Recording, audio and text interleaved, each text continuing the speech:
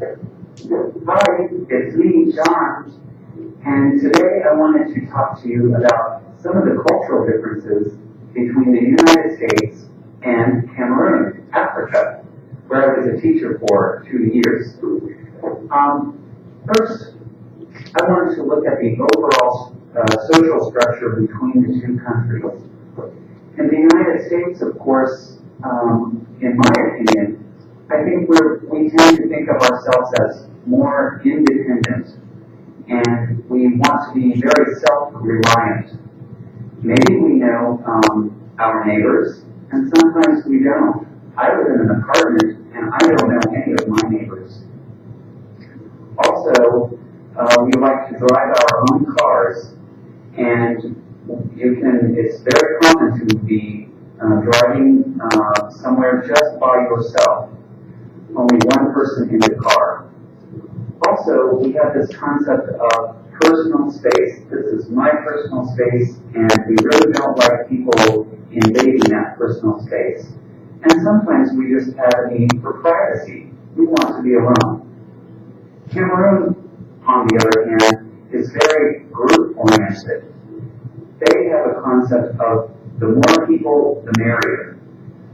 They rely on their friends and neighbors for safety and survival. They would rarely, if ever, if someone does have a car, they would rarely just drive somewhere by themselves because so many people, they would take their family or their friends who would also want to go. So you rarely go somewhere just by yourself.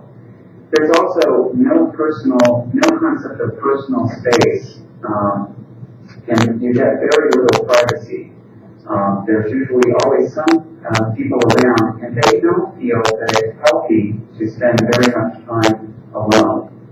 So I thought that was very interesting.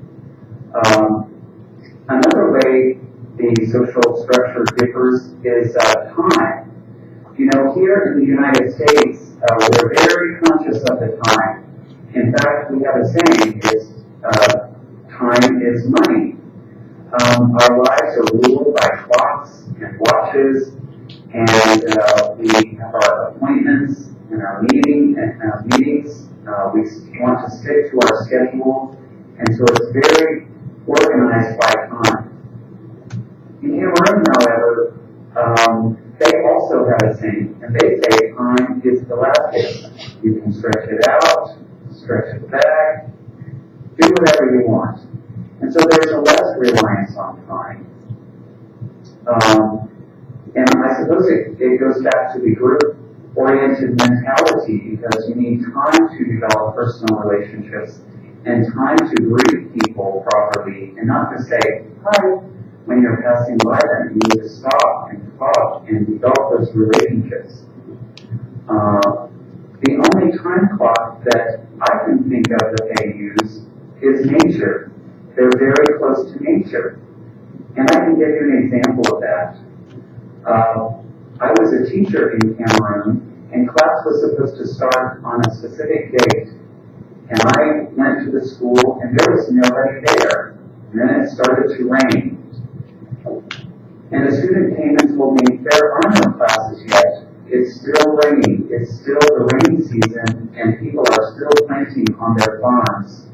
And students will not come back to school until the planting season has finished. So nature was very important to that. And another type of alarm clock from nature, you could say, was the rooster crowing in the morning to wake everyone up. And that's really what I used to wake up in the morning. And one other difference were displaying emotions. Here in the U.S., really in public, we think we should be unemotional, show no emotions, or be pleasantly happy, not too excited one way or the other. Also, in our stores, we have this concept of customer service, being professional and being very polite, and we want good service and fast, again, with time, fast, polite, courteous service. But in Cameroon, it was very different. You could be very emotional. You could be loud. You could be angry. You could be sad. You could be happy. And you were expected to, if you were angry, you were expected to get over it very quickly. But you could still be angry, and people would just say, well, that's how he's feeling right now. So it wasn't a big deal. And there was absolutely no concept of customer service. If they liked you and treated you well, great. If they looked at you and didn't like you and you got terrible service, you really didn't have much of a choice. So there wasn't the sense of customer service that we have here. Here in the U.S., if we're waiting on service, we wait in a structured line. But in Cameroon, people pile in a group, spread out in a group, and everyone is yelling.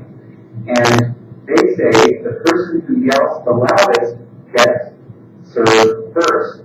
And the reason for that is they feel that if a person is yelling very loudly, then they must really need help a lot. So they look for those visual clues that way. Anyway, those are just a few ways in which our cultures differ. And I hope you enjoy hearing about Cameroon, Africa.